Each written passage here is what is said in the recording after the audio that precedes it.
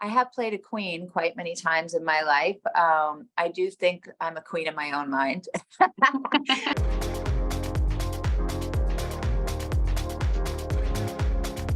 Hey friends, it's your girl, Emily Curl with iHeartRadio, and today we are joined by the one and only Idina Menzel, and I am so excited for this conversation. Idina, thank you so much for being here, and welcome to iHeart. Thank you for having me. This is so cool. I feel like we get like a little glimpse into your life, the perks of Zoom, and already right behind you, I see some amazing artwork on the walls, and we've got Elsa. Elsa's great. She's my good luck charm. She's was a gift from Japan. It's a special poster that only they have there for some reason, and I like it because she looks so sad. Really, it's like really beautiful. Anyway, yeah, it's like a somber Elsa. I like that. Yeah. And now, is this your studio? Where is this? This is in your home? I have an office, and sort of an office. Feels very professional to say that. I'm not that professional.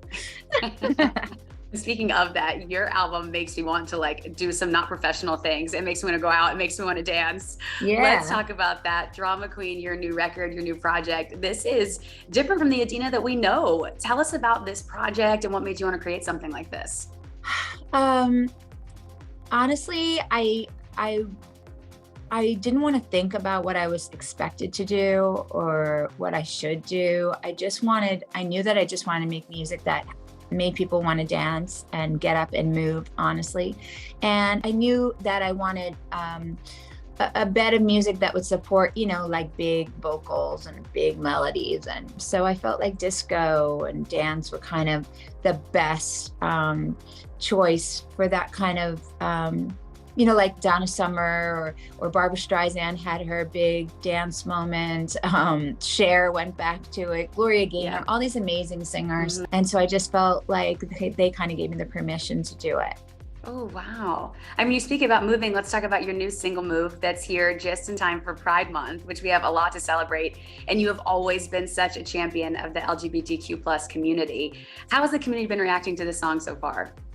Oh, I mean, honestly, this community has always supported me from early on in my career, from Rent days to Wicked to Frozen. They've always accepted me, supported me creatively, artistically. And so for me, this is a way of giving back. This is a way for me to express my gratitude, even more than just like coming to see my shows. It's much more than that. It's deeper. It's they've shown me through their courage how to live life authentically. And it's inspired, how I approach the characters, but actually how I approach my own life.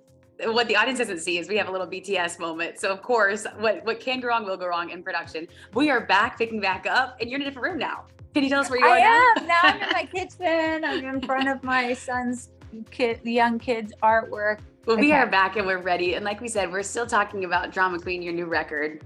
As I was preparing for this interview, thinking about what Drama Queen, means to me, what that phrase means to me. And I think about theater and the dramatics. And I was thinking about your career. And like we touched on, your Broadway debut as Maureen in Rent, which was such an iconic role, and especially for the community. At the time, did you know like how big of a moment in culture, not only Maureen would be, but you would be, especially for the community? Oh, I had no idea. I just,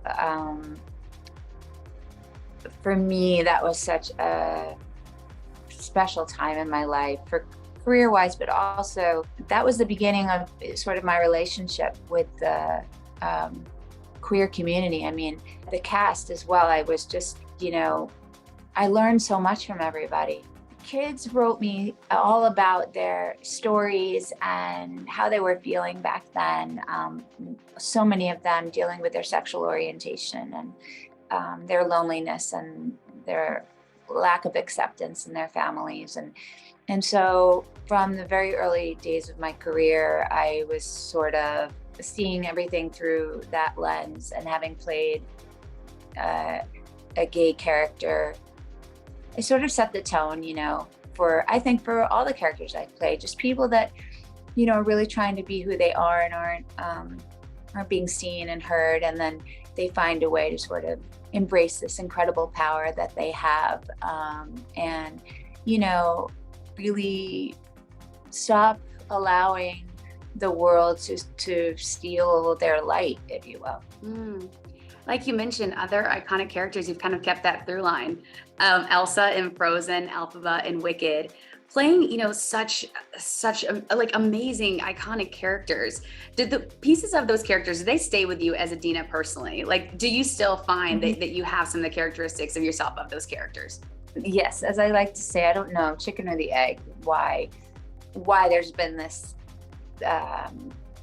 consistent theme in these characters. So obviously there's something I need to learn in this universe from them. The gift about these projects, these characters, these songs that I get to sing is that they are reminders to me every time I'm on stage to try to live my life this way, to kind of practice what I preach. If you're known as sort of a role model to young people about, embracing who you are and living your life, honestly and truthfully and vulnerably, then I need to actually, practice what I preach. And there's so many days where I don't feel that way myself. And so I feel like it's an opportunity every time that I sing these songs to sort of reinforce that in my own life.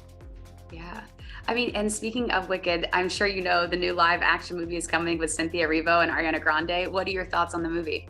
Oh my gosh, Krista and I, having been a part of this from the beginning, it's just like, it's such a compliment, to see it moving on to its next incarnation and being put in such beautiful hands. I know they're going to do such an astounding job with it. And so the more people that get to see it and the more generations and audiences that get to experience it and all it means, about friendship and acceptance of who you are, and all of that is just, it's kind of why we do what we do. Yeah. And that same sentiment, I have to say, I love seeing you on RuPaul's Drag Race All Stars as a guest judge. That was so exciting. Again, a celebration of everything that you've been talking about. What was that experience like for you? Oh my gosh, if I could have, all my friends wanted backstage passes to that. They have a lot of security and stuff, so I couldn't sneak in my friends. I was able to get a Drag Race robe for my friend Scotty. What's the robe like? I can imagine it's cool. It's white, little pink, Drag Race thing on. I flew in my friend Gio from New York City. Would have killed me if I didn't have him do my hair and makeup for that. So it was more about how I saw it through everyone else's eyes. I mean, I was excited to be there, but everyone in my life was excited for me to be there. Well, like we said, the album, we're so excited for you. Of course, for iHeart, we want to talk about the music. You had an interesting definition of what drama queen means to you. Can you tell us a little bit about what that phrase means? Yeah, it's my reclaiming of the word. It's sort of like reclaiming the word diva, like, I don't think there's anything to apologize for having like big, bold emotions and living your life with passion and fire and vulnerability, and all of these sides of us, are who we are and what make us like, different, special and interesting. And so it's my way of kind of like putting a positive spin on that. Also, I have played a queen quite many times in my life. I do think I'm a queen in my own mind. I'm the queen of my family. I'm a queen mother. And if there are any, queens out there that want to hear the music and listen, queens, kings, anybody in between, I'm reclaiming the word for all of us. And the queen energy on the album artwork, let's talk about that for a second. Amazing. Tell me the creative direction behind it. How did you guys land on that? I just knew I wanted to lean in and go for it. So much of this album is about not feeling like I have to adhere to some kind of formula or expectations that people might have of me.